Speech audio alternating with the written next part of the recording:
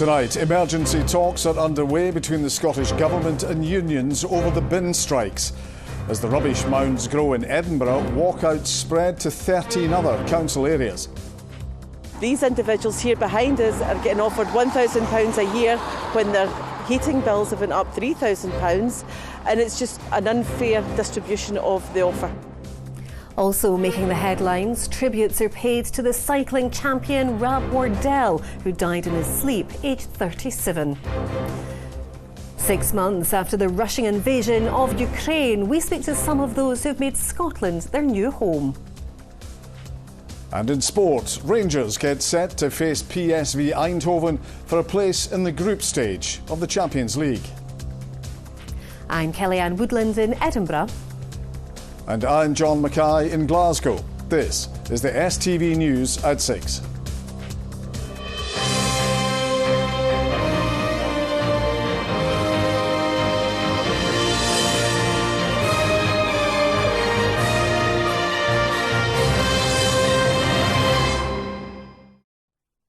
Good evening. In the last half hour, unions have begun fresh talks with the Scottish Government in another attempt to end the pay dispute, which has left parts of Edinburgh looking like rubbish dumps.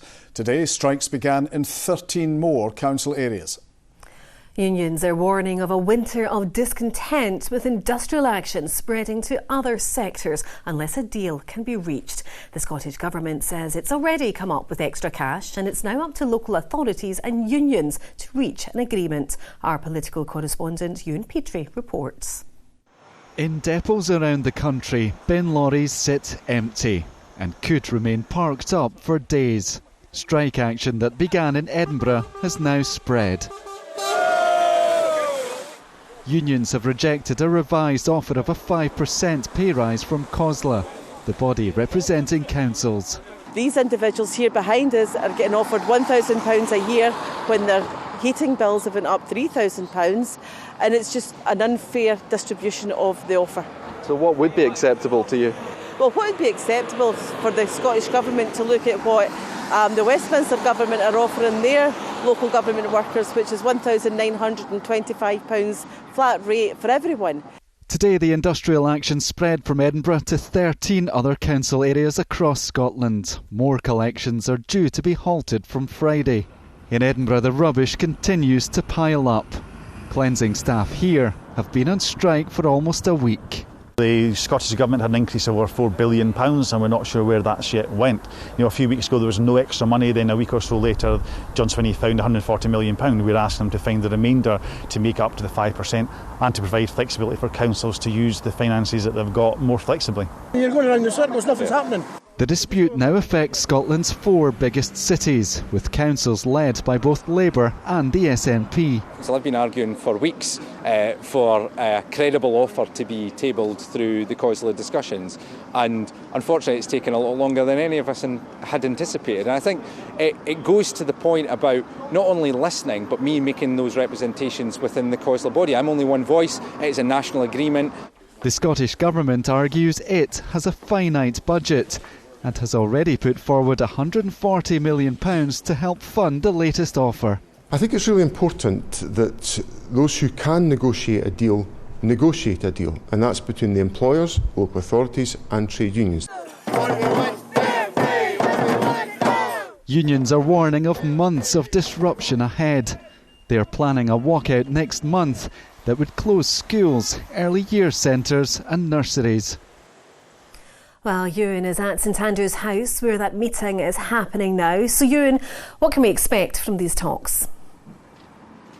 Well, both COSLA and the unions demanded this meeting with the Scottish Government. Council representatives were here earlier this afternoon, then a separate meeting with unions got underway around 20 minutes ago. I spoke to some of them on the way in. They said they were angry and disappointed that they weren't all in the same room at the same time. But essentially this is an attempt by the Scottish Government to try and cajole the two sides towards an agreement. It doesn't appear at this stage that any new money will be forthcoming. They say that they've already put forward that £140 million, and it's now up to councils and the unions to sort this out. But with the escalation in the action today and talk of a winter of discontent, it doesn't seem like they're anywhere close to reaching a deal.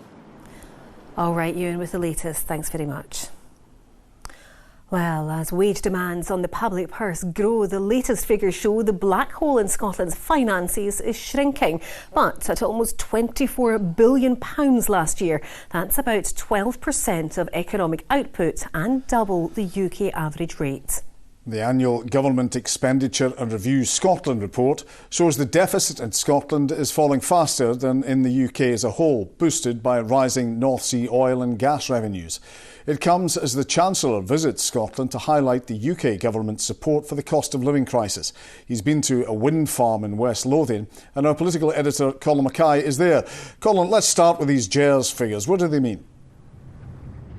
Well, these figures show all the money spent by all levels of government right across Scotland, but they also put that right up against all the taxes that are raised in Scotland. So almost £74 billion raised in taxes last year.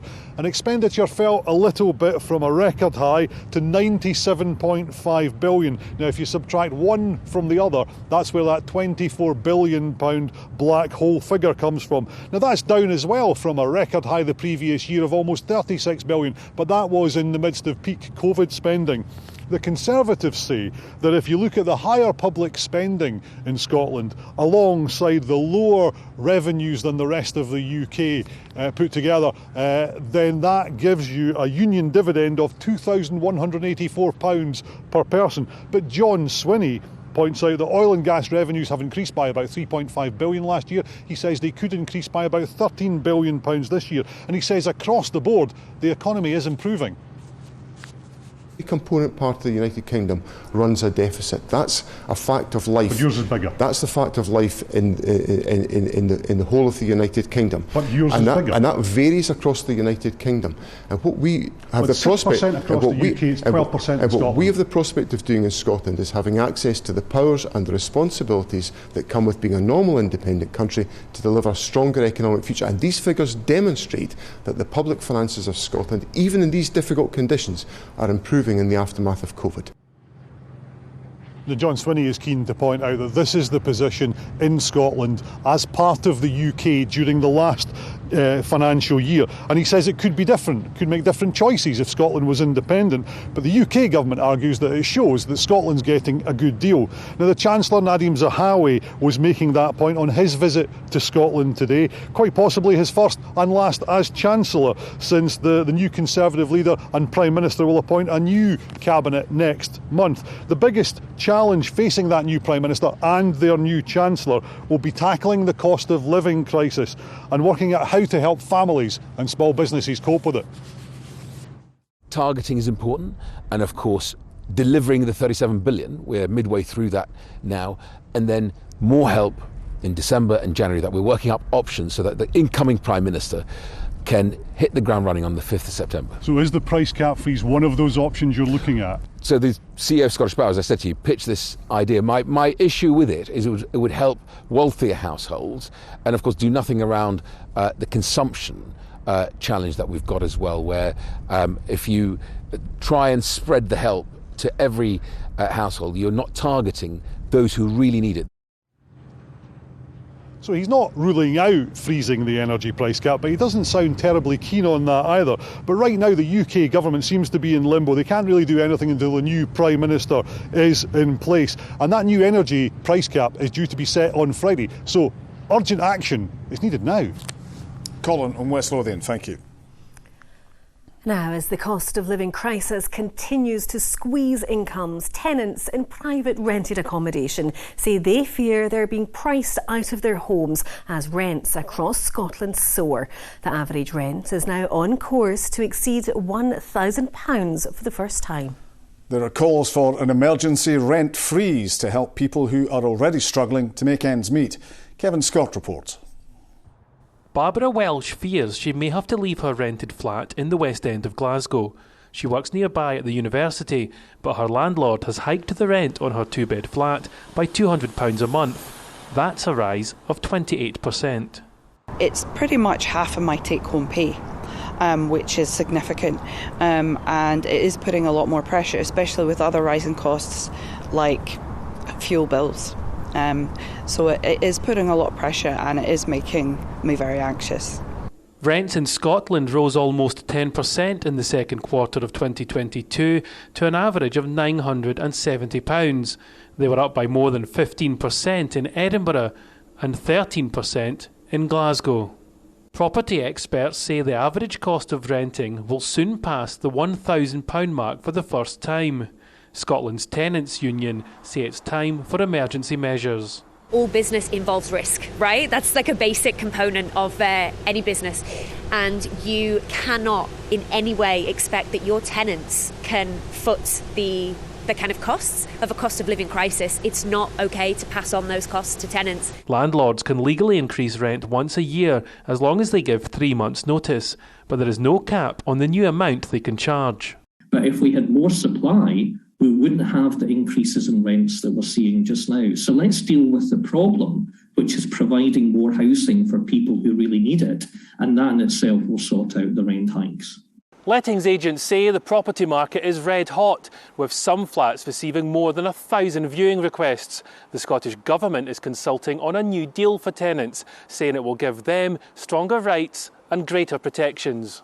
It's unacceptable that people see rents in the private sector as simply unaffordable, and the legislation that we'll be introducing to Parliament will make sure that we rebalance those rights so that housing is a human right for everyone. Scottish Labour is calling for an immediate rent freeze for 9 months and a ban on evictions. On the longer term, we of course need more capping of rents, we need proper regulation of rents, but in the here and now, in this emergency situation, it is sensible to us to have a rent freeze across the country. But for renters like Barbara, help isn't coming soon enough. Many like her fear they could be locked out of the city they call home for good. Kevin Scott, STV News. Now, today marks 6 months since Russia's invasion of Ukraine. Since the start of the conflict, Scotland has provided sanctuary for more than 14,000 Ukrainians who were among the millions forced to flee their homelands. As the war continues with no apparent end in sight, STV News has been speaking to some of those now living here on their hopes and fears for the future. Louise Jose reports. August the 24th marks Ukraine's Independence Day. But what is normally a time of celebration is this year more of a reflection on the 6 months which have passed since the Russian invasion. Today in Edinburgh, a stirring rendition of the Ukrainian national anthem. Ukrainians love Ukraine, and I don't understand why now we want to remove another country. For 2 months, Alexandra has been living in a hotel in Aberdeen with her 2 young children. Her husband is still in Ukraine helping the military effort. We all destroyed, inside. It's like you live in your life. It seems like I'm okay, but inside we're like also dead. I had everything for happy life, and somebody just took it one day. When Stephen Carr heard of Vladimir Putin's military assault, his first thought was for the orphans in Dnipro who have been helped for years by his charity. He immediately travelled to the Polish border to help bring the children and their house mothers to safety. After a long and complicated journey, they finally arrived in Edinburgh at the end of March. The overriding feeling that we have is one of pride in the country that supported them, and also that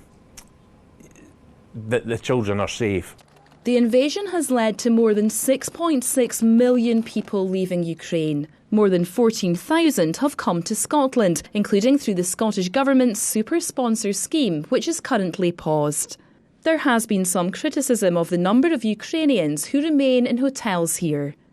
Being in temporary accommodation is not the best solution for people, and people now that they've found safety, really want to get on with their lives and find a sense of normality. We are doing everything we can across the Scottish Government with our partners in local government and the third sector to ensure that we are giving people the safety and security and sanctuary here in Scotland to be able to give them the long-term accommodation that they need and deserve. Alexandra says while she's incredibly grateful for the welcome and support she's received from the people of Scotland, her heart longs for home. Louise Hosey, STV News. The Olympic cyclist Katie Archibald has described how she desperately tried in vain to save her partner's life after he had a cardiac arrest in his sleep. The champion mountain biker Rab Wardell died just hours after winning the Scottish title. The 37-year-old from Dunfermline had been well known in the sport for many years, and today fans and fellow athletes have been paying tribute. Caroline Lewis reports. This interview shows Rob Wardell just hours before his death. He just won the Scottish Championships, seemingly healthy and looking to the future. Yeah, to be here, to be talking about mountain biking, it's a pleasure. His partner, Olympic track cyclist Katie Archibald, confirmed his death via Twitter this morning, saying the couple had been lying in bed when the 37-year-old went into cardiac arrest and how she desperately tried to save him. She added, "I can't describe this pain. You mean everything to me, Rab. I love you." Today, tributes from around the world, including Sir Chris Hoy, have been pouring in for the cyclist, whose sudden and untimely death has rocked the sporting world. He was a social chameleon and an absolute social butterfly who could brighten up any room and make people feel so happy.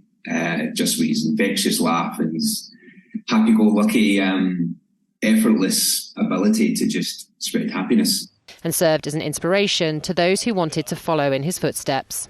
It's few and far between in cycling that you get someone who is as good as he was, but also as kind of gracious as he was, and he always had time for everyone, and it's so shocking. It's heartbreaking for not just me, but hundreds of people. Rab achieved many accolades over his career, including competing for Scotland in the Commonwealth Games and setting the fastest known record for completing the West Highland Way. But for those whose lives he touched, he'll be remembered not just for his sporting prowess, but his big heart as well. Caroline Lewis, STV News. Other stories across Scotland, and the Cameron House inquiry has heard the hotel was warned by the fire service not to store combustible items in a concierge cupboard and to fix a hole in the cupboard ceiling months before the fatal blaze. A firefighter said a letter was sent to management in August 2017. The fire in December of that year that claimed the lives of 2 guests started when a bag of ash was placed in the cupboard next to kindling and newspapers. And the number of COVID patients in Scottish hospitals has fallen by more than 12%, according to the latest weekly figures. Data from Public Health Scotland show there were on average 819 patients with the virus receiving inpatient care. More than 3,700 positive cases were reported over the course of the week. Now, with pupils now back at school, campaigners say more needs to be done to address the attainment gap for deaf students. Figures show deaf children in Scotland are still less likely than their peers to do well in their exams. Charities say there is now a shocking shortfall in support for deaf students and are calling on the Scottish Government to take action. Indigo Stafford reports. Where's your algebra on this one? Ellis was born profoundly deaf. She relies on hearing aids and lip reading, and this can be challenging for her in the classroom. I hear the background noise of the cars or children outside playing, and it disrupts what the teacher is saying because it picks them up as well. It kind of made me feel like I never wanted to say in front of the class, "Can you repeat that?" or "Can you say that again?" because that's just a bit embarrassing. During the pandemic, when pupils were learning from home, Ellis only faced more barriers. If teachers were sending out videos, sometimes the videos had no subtitles on them, and also the tiredness from having to work extra harder to make sure I've adapted to everything and heard everything. I just was so tired at the end of every day. The National Deaf Children's Society in Scotland says its latest data on exam results is as shocking as ever. When compared with their peers, deaf children are more than twice as likely to leave school without qualifications. Less than half achieve Highers or Advanced Highers, and less than a third go to university. Charlotte has worked with deaf students in her role as a British Sign Language officer. She warns that not enough teachers are being adequately trained to educate deaf children.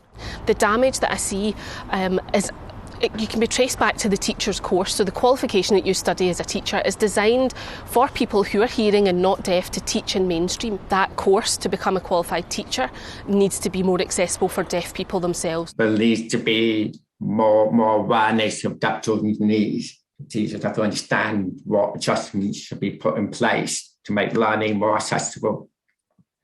There also needs to be better access to specialist teachers of the deaf. The Scottish Government told STV News that they are committed to promoting the use of British Sign Language across the public sector and provide £150,000 per year to support training of staff in schools. Luckily for Ellis, she was able to achieve the exam results she hoped for this year, but many other deaf students won't be so lucky. Indigo Stafford, STV News.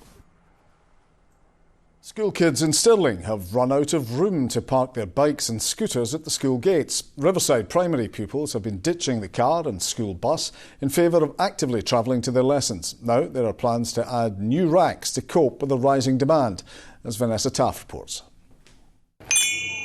Whether it's on two wheels or two legs, an overwhelming amount of these kids from Riverside Primary are actively travelling to school. I like travelling with my friends and it gets me fit. It's just sometimes easier because you don't have to get stuck in any traffic. Since we're in primary 7, me and my friends have cycled to school and it's just got our legs working and getting them fit and healthy. You have no one to kind of distract you and you can think about what you could do to set your mind for that day. I like cycling now much more because it's better with your friends and stuff because I used to just go by myself.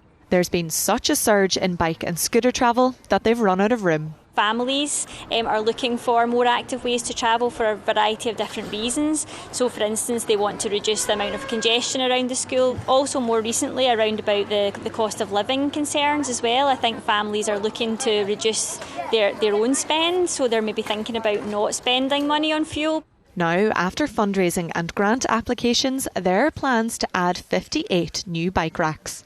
One of the challenges is that we haven't had enough bike racks at the school, so some parents have been a bit reticent about letting their children cycle or scoot because there's not been somewhere to park their bike or scooter and keep it safe. There's lots of support from the parent community and the school community. It's great for the kids, it's great for their health and well-being, it's great for the planet, and it's great for their pocket as well in terms of the cost of living crisis. We all know we're facing a climate emergency and we really want to make changes to all of our behaviours to try and encourage the walking, the cycling.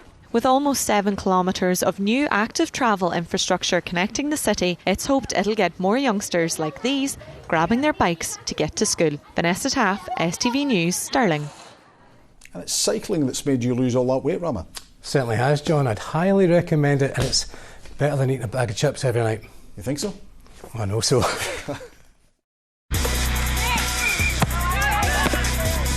Get your fill of the action. STV Sport, sponsored by Papa John's Pizza. That's me banned from every chippy. Good evening. Conor Golson says it would be an amazing achievement if Rangers were to qualify for the Champions League tonight.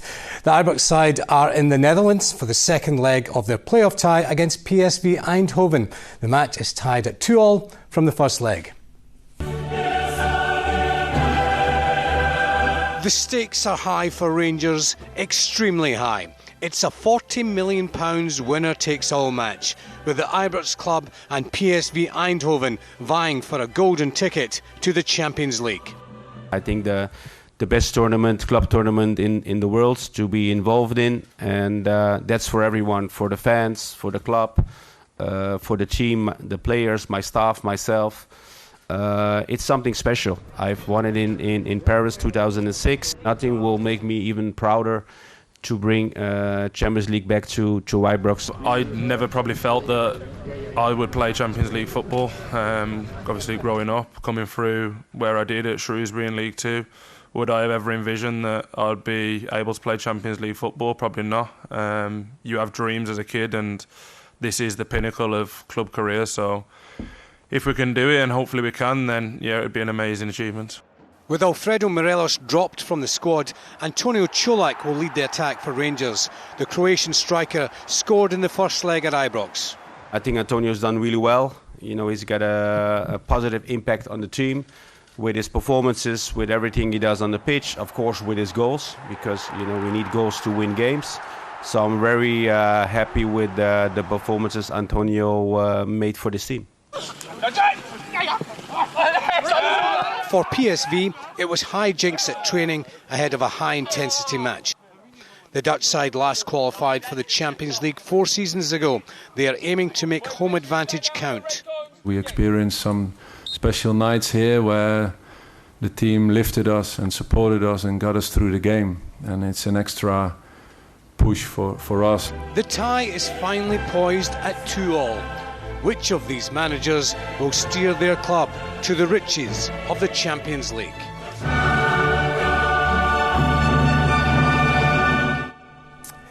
Well, while Rangers are in Champions League qualification action tonight, Hearts are aiming to secure a place in the group stage of the Europa League tomorrow night. They trail Swiss champions FC Zurich 2-1 from the first leg. Robbie Nielsen wants the club to progress to reward the supporters who've backed them during difficult times. It's probably the biggest driver for us all at the club, you know, from our playing staff, coaching staff, that, you know, the fans here of, you know, any fans in the world, they're probably the ones that deserve it more than any, because they put their hand in their pocket, saved the club, you know, administration, demotion, getting brought back up again into the top flight, top 6 European football. From football to rugby, and Glasgow Warriors prop Xander Ferguson says new head coach Franco Smith is taking the club back to its roots by instilling an entertaining style of rugby. The former Italy coach was appointed earlier this month on a 2-year contract, succeeding Danny Wilson. He likes hard work and he's honest, so 2 things I can definitely get behind and 2 things that are key to Glasgow Warriors. He has spoken about the fact that he feels it's important to play an expansive and entertaining style of rugby. What are the guys making of that? Key part of Glasgow's DNA, so I think we maybe went away from it a little bit last couple of seasons, so yeah, really excited for that and excited to see what we can do with that. So yeah, as I said, back to Glasgow's roots and just playing with the ball in hand and playing what's in front of us. And they'll be looking for big improvements next season. That's all the sport for me tonight. You can get the best of the action from the Rangers PSV Eindhoven game on our late news, which is at 10:30 this evening. Get your fill of the action. STV Sport, sponsored by Papa John's Pizza. Now, Sean has your weather forecast. Watch out for a sudden temperature drop.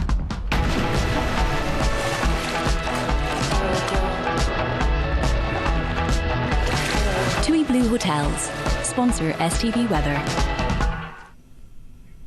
Well, it wasn't a great start to the day, was it? Rather light yesterday across Glasgow, parts of Argyll, Dumbartonshire with that rain around, but it's been a much better end to the day. A lot of dry weather, sunny spells, just a few scattered showers coming into the far northwest, and I expect across the Small Isles, Lochaber, Col, Tiree, Jura, Islay, Colonsay, the risk of just 1 or 2 showers still continuing here tonight, but for many of us dry, temperatures down to lows, perhaps in South Lanarkshire, Stirlingshire, and also around Argyll, down to perhaps about 6 or 7 degrees in some spots, but most of us staying in double figures. Now we've got a good crop of showers around tomorrow morning across the Highlands, Argyll, pushing a wee bit further south into the likes of Stirlingshire, perhaps 1 or 2 coming into mainland Ayrshire, also across Arran and Kintyre tomorrow. But for most of us, a lot of dry weather with sunny spells, certainly a lot better than today, and temperatures okay, 18, 19. It's not overly high, but it should feel a lot better with that sunshine. Fairly light winds as well. Then during Friday we've got a little weather front that's just going to brush the very far south. That's where we're expecting that at the moment, mainly across lights of Ayrshire, South Lanarkshire, the borders, Dumfries and Galway, so there will be some heavy showers here, but the further north we go, north of the central belt, there should be a lot of dry and fine weather around. Now on Saturday, weather starting to go downhill, another band of rain coming in from the west, but hopefully it doesn't get to most of us until the end of Saturday, so through the day hopefully mainly dry with sunshine, rain Saturday night, showers Sunday and Monday. Bye-bye. TUI Blue Hotels sponsor STV Weather.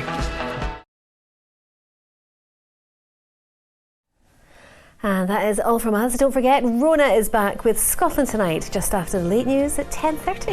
All of us here, thank you for watching. Have a good night. Bye-bye.